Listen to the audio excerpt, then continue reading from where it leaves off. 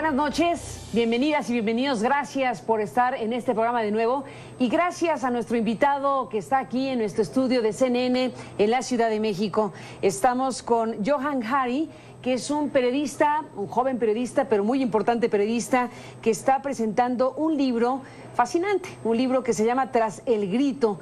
Y es un libro que ha causado mucho impacto a nivel internacional por la manera en que aborda los asuntos relacionados con la llamada guerra contra las drogas.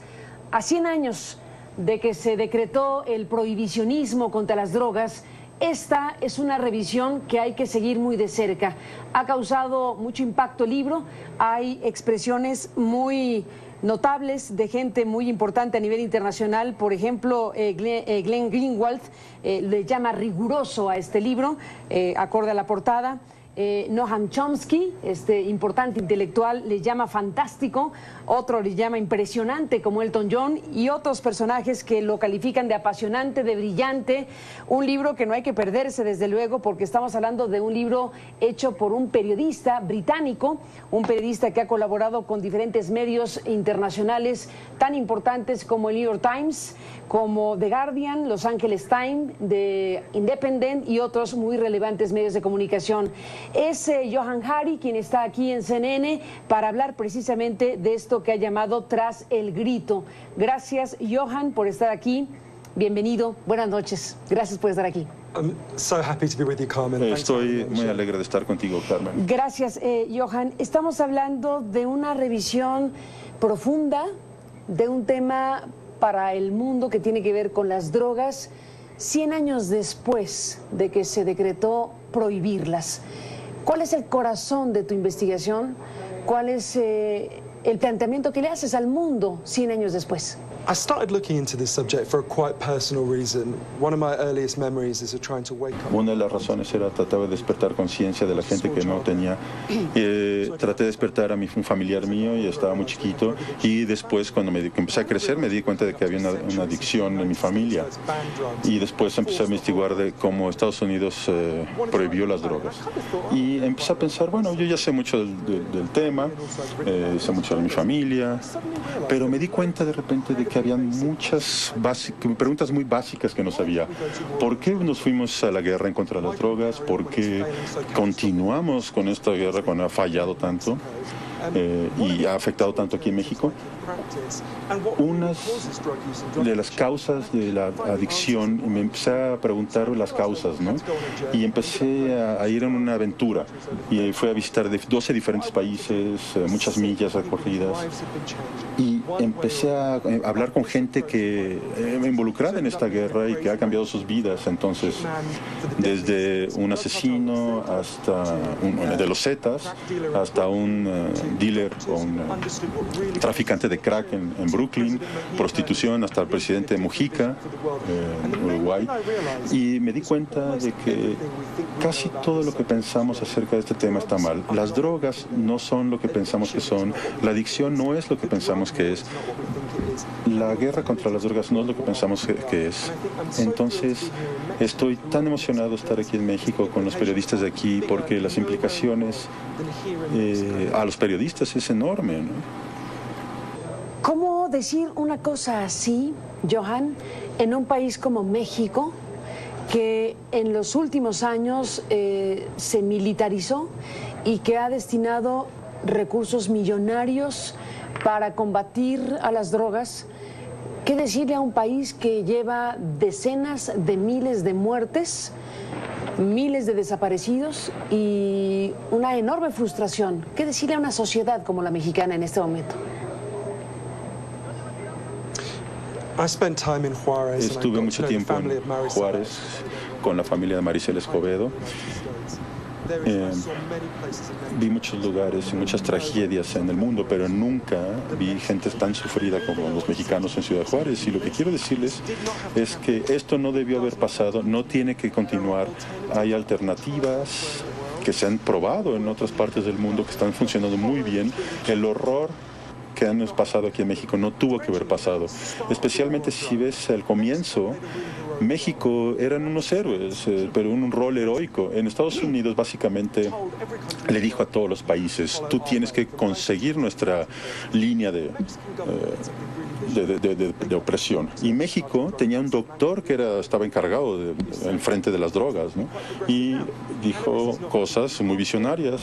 Dijo que las drogas en realidad no lastiman, no son dañinas, y que también si criminalizamos las drogas vamos a causar que los criminales tengan todo el dinero, y eso es lo que está pasando. Entonces los Estados Unidos empezaron a amenazar, y de hecho el gobierno de Estados Unidos empezó amenazando antes que los carteles, ese tipo de amenaza de decir, si no es lo que queremos, te vamos a castigar.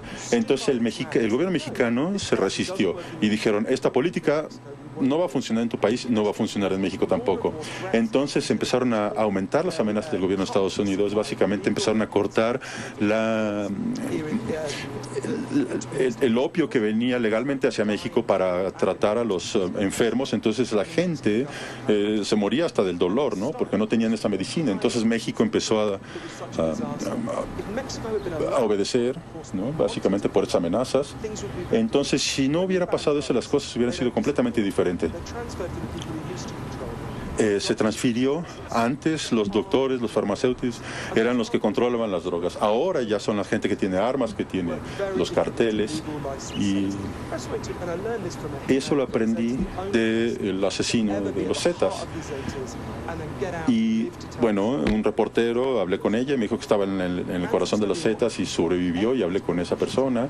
Y lo que me explicaba era que por ejemplo, en Chicago, en la prohibición, bueno, ahora en Chicago, si robas una botella de licor, pues cuando vas a esa tienda y si te atrapan, pues llaman a la policía, ¿no? La tienda no tiene que intimidarte, no tiene que ser violenta, no tiene que hacer nada. La policía va a venir porque es legal, ¿no?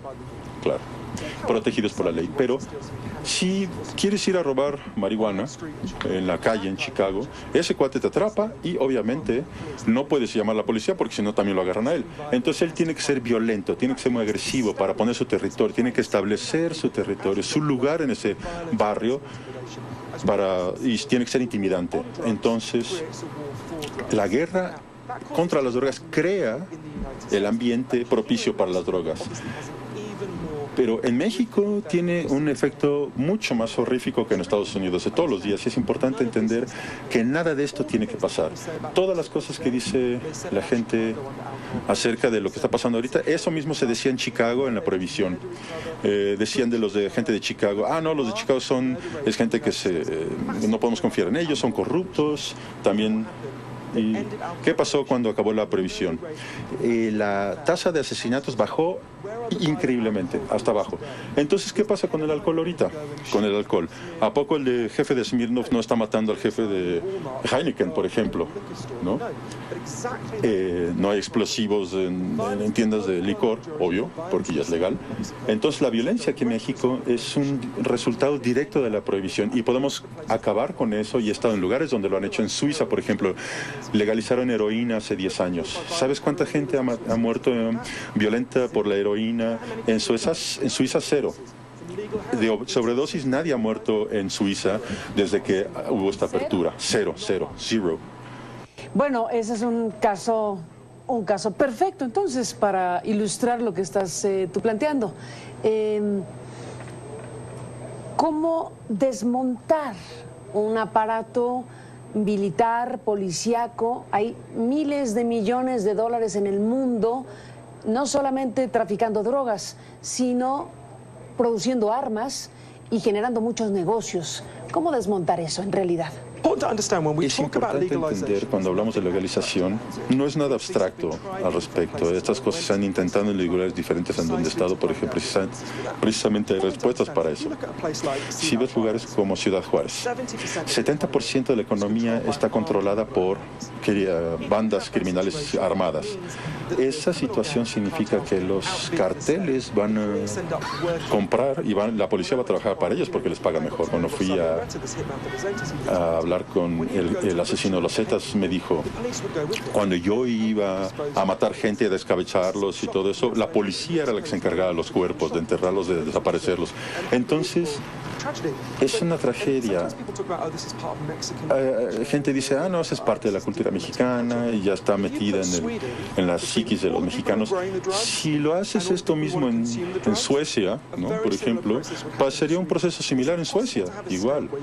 Es lo que pasa cuando tienes el 70% está controlado por bandas criminales, ¿no? Del dinero, de la economía. Entonces, lo importante es hacer lo que pasó después de la prohibición de alcohol en Estados Unidos. ¿Qué pasó? Cuando el alcohol se volvió legal de nuevo, la gente pues ya no le compraba a los criminales. El producto era de baja calidad, es mucho más caro porque tienes que pagarle a la gente para que rompa la ley, etcétera. Entonces es una economía aparte. Cuando te das cuenta que tienes un producto, ¿cuánta gente compra alcohol ilegal en Estados Unidos? Muy poca, casi nadie.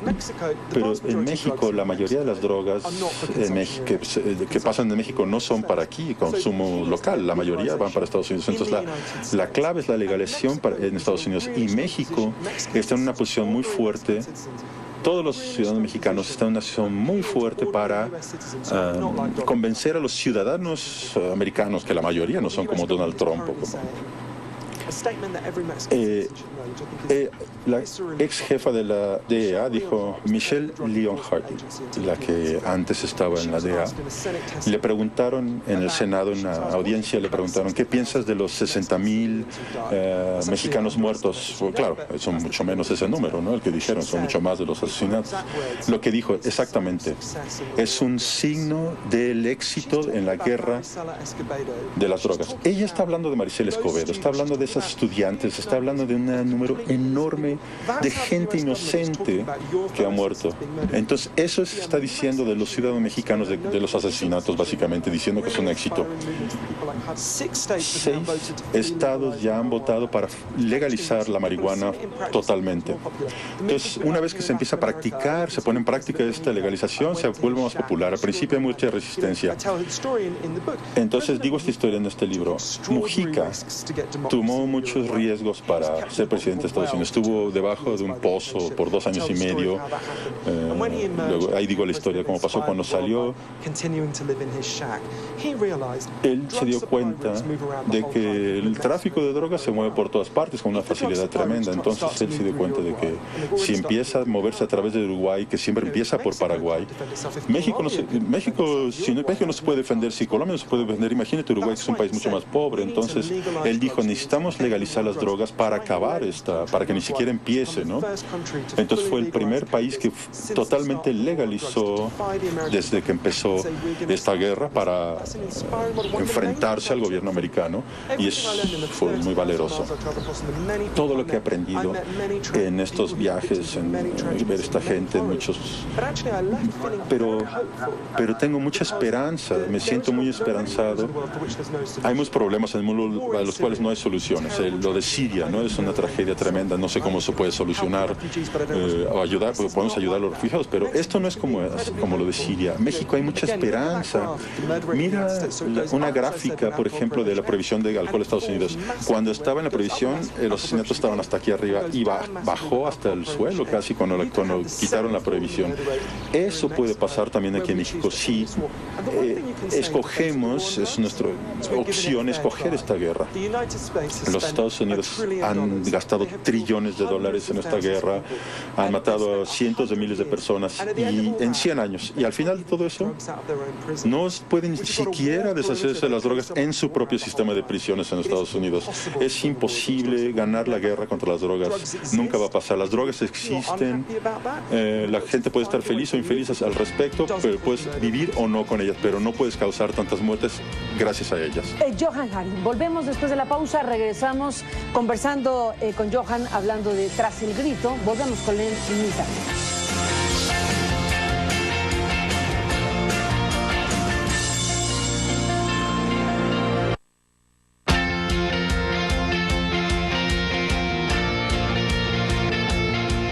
Bueno, regresamos con Johan Hari. Antes de entrar, Johan, en un tema fundamental de tu libro que tiene que ver con las adicciones mismas, con el tema de las adicciones, déjame regresar un poco a lo que estabas diciendo hace un momento y preguntarte sobre si si una respuesta de la naturaleza que tú estás diciendo se da a nivel internacional, tiene que ser una respuesta simultánea en varios países, o puede suceder que en cada país empiecen a suceder cosas. ¿Qué es lo que se supone tendría que ocurrir en tu mundo ideal, planteando lo que tú dices? Creo que es importante decir que muchos países lo han empezado en muchas diferentes maneras. Portugal es un ejemplo inspirador. Portugal tiene uno de los peores problemas de drogas en heroína. Entonces, cada vez el problema se iba peor porque te hicieron una guerra.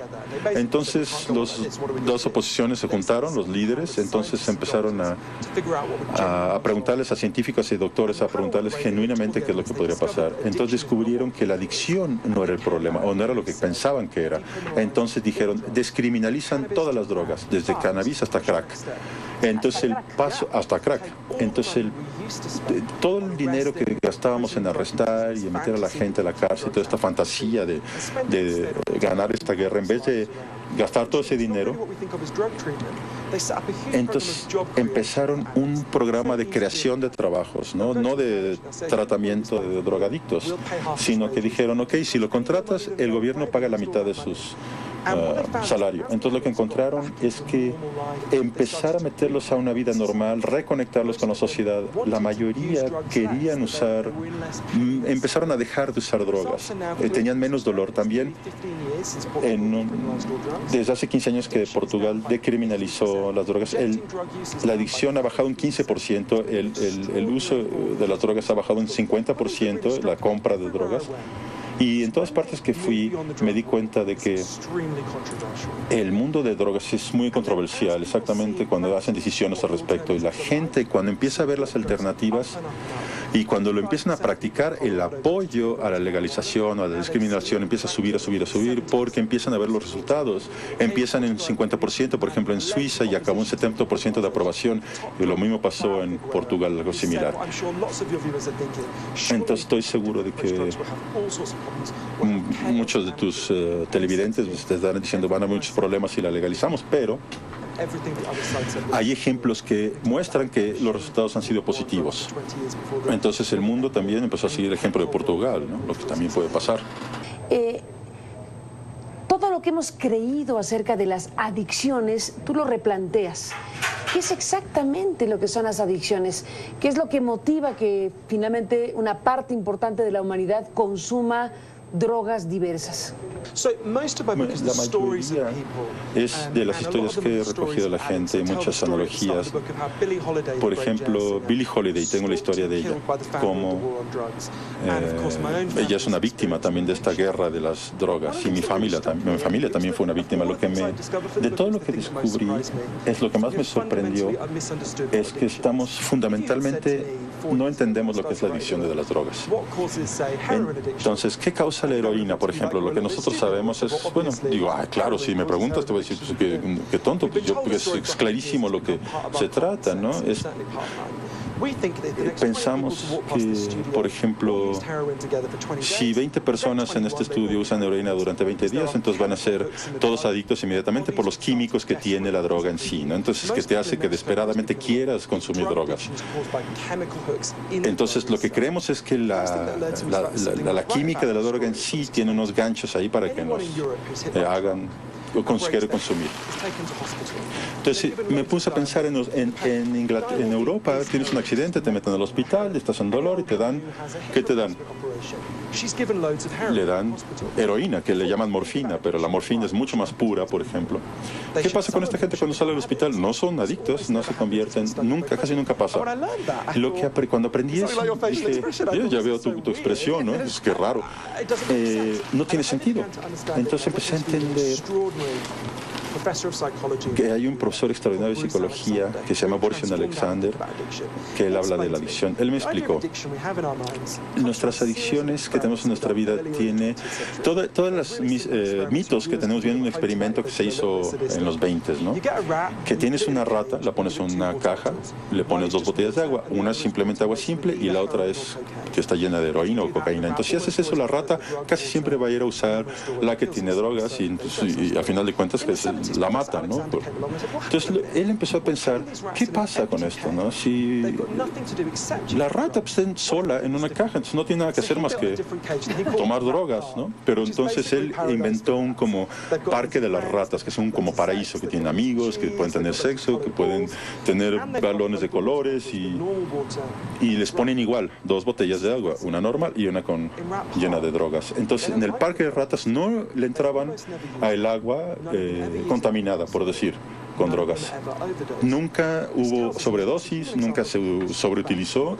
Entonces, esto nos dice que en el fondo la adicción no se trata de las drogas, sino es de... hay algo, un dolor en tu vida, una depresión normal. Entonces, lo opuesto a la adicción no es estar sobrio, sino conexión, estar conectado con tu mundo, con la gente. Entonces, sé que suena extraño, también me sonó extraño también.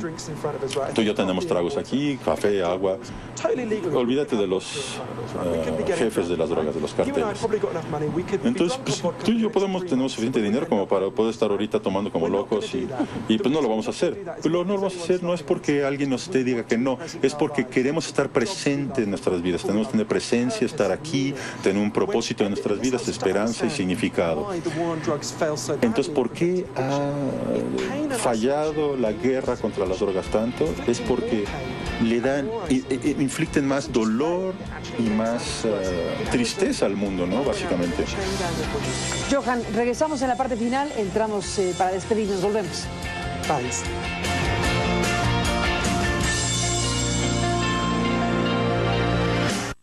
Entramos en la parte final, volvemos en un instante con Johan Hari hablando de Tras el Grito, volvemos con él. Bueno, pues apasionante el asunto, como dicen los críticos de Tras el Grito, y este planteamiento, este conjunto de planteamientos que hace el periodista británico Johan Hari. ¿Con qué te despides, Johan? Un minuto para cerrar este programa. ¿Qué me dices? La gente de México les han vendido una fantasía grotesca de que la guerra contra las drogas es buena. Por ejemplo, si matas a Ronald McDonald, no vas a eliminar los restaurantes McDonald's, o al coronel Sanders, es como decir, si los mato ya no van a haber diabetes. Todas las matanzas, esto nunca debió haber pasado y hay una solución esperándonos, hay una solución esperando a México que se merece atención. Hay gente que tiene unas vidas trágicas, realmente insoportables. Hay periodistas que deberían estar vivos ahorita diciéndote esto, y la razón por la que están muertas es por la guerra contra las drogas. Y podemos elegir ese camino. Gracias por estar aquí con este libro de Paidós, esta editorial que está en México publicando y difundiendo esto que has escrito a lo largo de los últimos años. Hasta la próxima. Gracias por todo tu trabajo, Carmen, y por tu valentía como periodista. Eso se aprecia. Muchas gracias. Gracias, Johan. Y bueno, estaremos siguiendo de cerca las reacciones en el mundo en español sobre este libro que hace Johan para América Latina. Gracias por estar aquí. Gracias que nos permitió acompañarle. Pásala bien, buenas noches y hasta mañana.